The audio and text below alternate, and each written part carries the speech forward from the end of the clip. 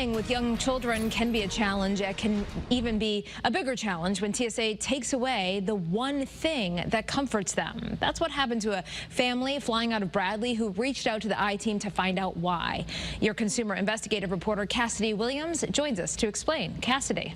Well, on the TSA's own website about what you can and can't bring on a plane, if you look up stuffed animals, it says that they can fly both in checked and carry-on luggage. But we've learned a newer kind of stuffed animal could be flagged as an explosive.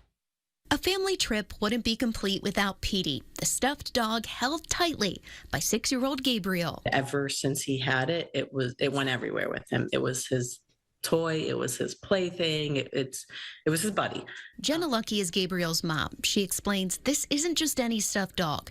Gabriel has autism, and Petey is what's called a weighted friend, filled with a glass bead filling designed to be calming. He has sensory processing disorder where he seeks a lot of deep pressure, so those weighted beads provide that sensory relief for him. The Florida family flew to Connecticut with Petey no problem in mid-May.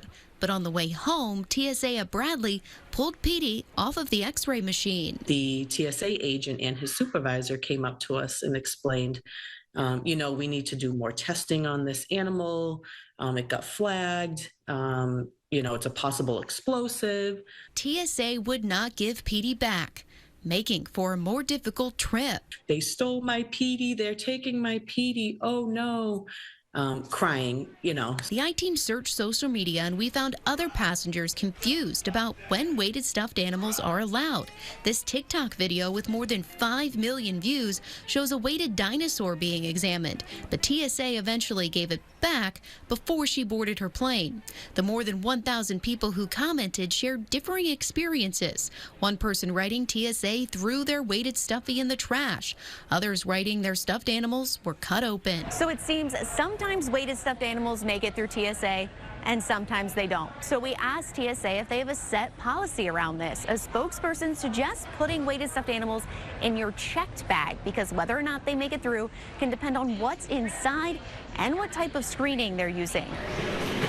As for why Petey was flagged that day, a TSA spokesperson for Bradley tells the I-Team the dog went through ETD screening, which is short for explosive trace detection.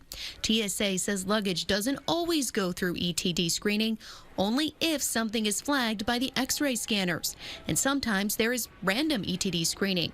Because TSA did not want to cut Petey open to see what was inside, he couldn't fly. Lucky thinks TSA should have rules around this that are more clear. My main goal is to really just bring awareness to the situation and hope that maybe TSA can provide, a better process or maybe a training, just have a little bit more understanding of these types of situations and these types of things that, are a comfort or a security blanket for people with autism. Now, the good news here, TSA was able to mail Petey back to the Luckies, and Petey made it home about 3 weeks later. Again, because there's no way to know if your weighted stuffed animal will go through that ETD screening and possibly be flagged, a checked bag is the best way to ensure your weighted friend makes the trip with you. Your consumer investigative reporter, Cassidy Williams, Channel 3 Eyewitness News. Cassidy, thank you.